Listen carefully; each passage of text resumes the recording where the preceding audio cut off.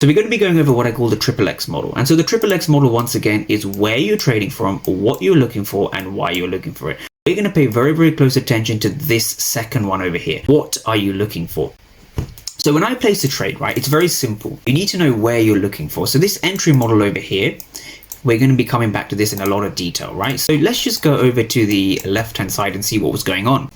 So when I approach a chart, so this is now Tuesday, the 22nd of July. I wasn't able to catch the short, but I just want to go over how you could have caught this short over here. So we're just going to be breaking this down. So what do I look for every single day? So we have the Asian range over here, and you want to notice how price behaves in and around the Asian range. The Asian range is my favorite session, right? Because it gives you a lot of information. So what you can see in London, in the London session, is we see a sweep of the Asian low. It's quite an interesting sweep in the sense that we see the markets heavily moving downwards. So this is what we call our manipulation phase, right? But the true manipulation actually occurs when we see the following. So I am always looking for a 15-minute fair value gap. All of my trades come at a 15-minute fair value gap, and I'm looking for a point of interest or a POI. So this here is the POI. And so I get questions about my POI selection. How do I form a POI?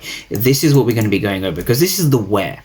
So when you're trading, you need to know where you are trading from. So this is the where. So let's just understand what makes this a key level, what makes this a POI. And the reason the where is so important is that if you're struggling with any kind of psychological problems, if you can train yourself to be disciplined to only trade at your key levels, you'll have a much higher chance of making it.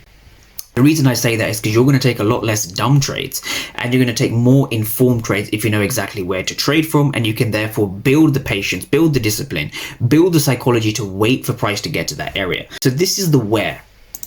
Right, to sum that up, right, we're looking for a POI. So the where represents a point of interest or a POI. And so when you look at a POI, what you're looking for is a 15-minute fair value gap. You're looking for some kind of a liquidity sweep, and then you're validating everything with the order flow or the OF. I'm just going to write OF for short. The order flow itself is what validates a key level.